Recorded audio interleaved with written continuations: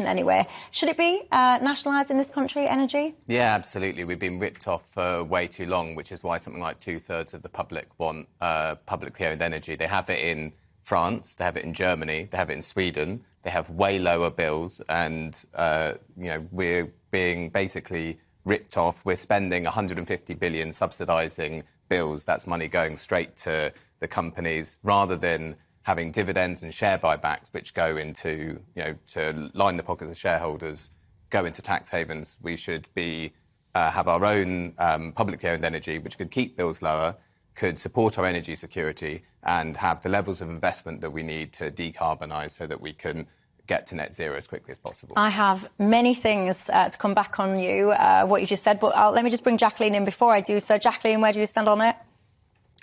Well, I think it's extremely difficult to do. I think it sounds like a sort of an easy solution.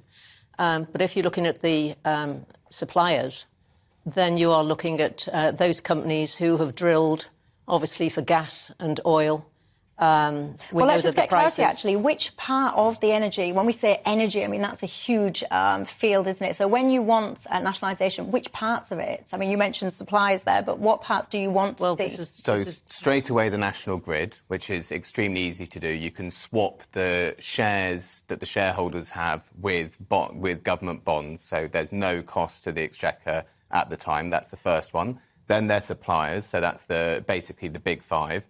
And then I think we should be investing a very large amount, and that should be public investment in our energy security and in decarbonising our energy system. Mm-hmm. And that should be publicly owned. So we should have different types of public ownership at different levels. But energy is the most important input in our economy. And we need to have a much larger strategic role for the state, for the public, and for democracy in that.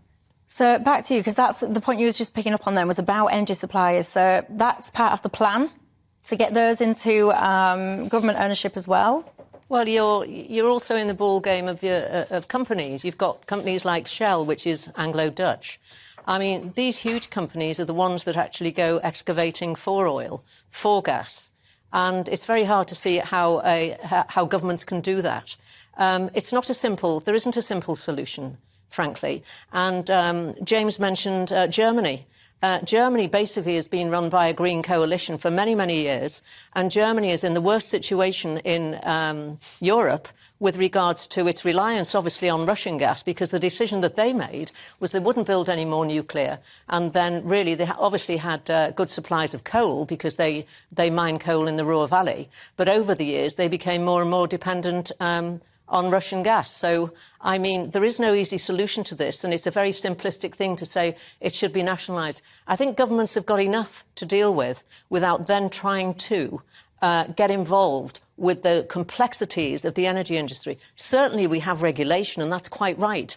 But I'd also be a little bit concerned, because I quite like to see competition between energy companies, because if you are a customer, then we can choose then which supplier that we'll go to. And so I think that's quite refreshing. Of course, we're in difficult times at this moment in time, again, which has been caused really by what's happened over the Russian invasion of Ukraine and clearly what's happened there.